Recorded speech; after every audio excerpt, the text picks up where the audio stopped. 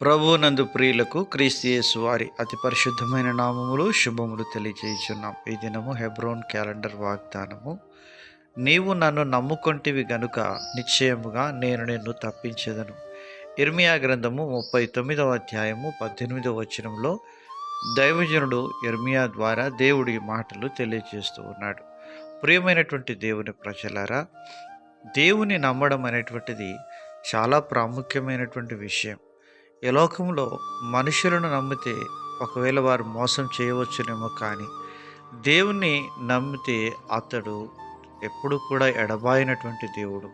ఎందుకనగా దేవుడు ప్రభు అయిన యేసుక్రీస్తు వారు. యేసుక్రీస్తు నిజమైన దేవుడు, నిత్య జీవమునై ఉన్నాడని దేవుని వాక్యంలో యోహాను మొదటి పత్రికలో దైవజనుడు యోహాను గారు రాస్తున్నారు. కనుక ఈరోజు ప్రభువునందు విశ్వాసించిన ప్రియమైనటువంటి దేవుని ప్రజలారా, నీ జీవితంలో ఇర్మియా వలె ఎన్ని పరిస్థితులు నీకు ఎదురైనప్పటికీ ప్రభువు నీ పక్షంగా ఉన్నాడు.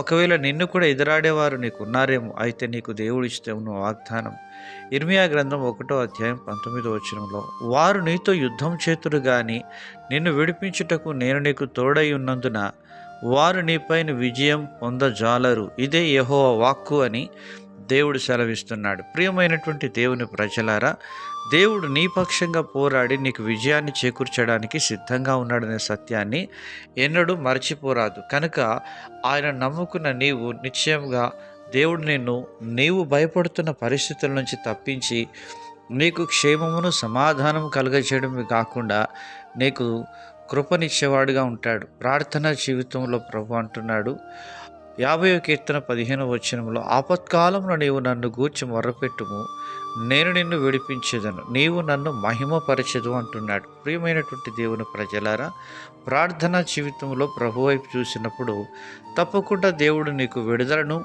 ఇవ్వడమే కాకుండా తన నామానికి మహిమను కూడా తెచ్చుకునేవాడుగా ఉంటాడు. 91వ కీర్తనలో అంటున్నాడు 14-15 చరణాల్లో, అతడు నన్ను ప్రేమించుచున్నాడు గనుక నేను అతన్ని తప్పించేదను, అతడు నా నామము నెరిగినవాడు గనుక నేను అతన్ని ఘనపరిచేదను అంటున్నాడు. ప్రియమైనటువంటి దైవజనమ, మన జీవితంలో ప్రభువుని ఎరిగినటువంటి వారంగా, ఆయనను ప్రేమించే వారంగా మనం ఉన్నప్పుడు, దానియేలును సింహబోన్ల నుంచి తప్పించిన దేవుడు, షద్రక్ మేషక్ అబేద్నెగోలను అగ్నిగుండముల నుంచి తప్పించిన దేవుడు, ఫరో బలము నుంచి ఇశ్రాయేలు ప్రజలను కాపాడినటువంటి దేవుడు, ఎర్ర సముద్రమును 2 పాయలుగా చేసి తన ప్రజలను విడిపించిన దేవుడు ఈరోజు మన మధ్యలో ఉన్నాడనే సత్యాన్ని ఎంత మాత్రమును మర్చిపోవద్దు. ఆయన కృపపై మనం ఆధారపడినప్పుడు, దైవజనుడు పౌలు గారి జీవితంలో ఎన్నో ఆపదల నుంచి విడిపించిన దేవుడు ఈరోజు నీకును తోడయుండి నిన్ను కూడా విడిపించి తన నామానికి మహిమ తెచ్చుకొనుగాక.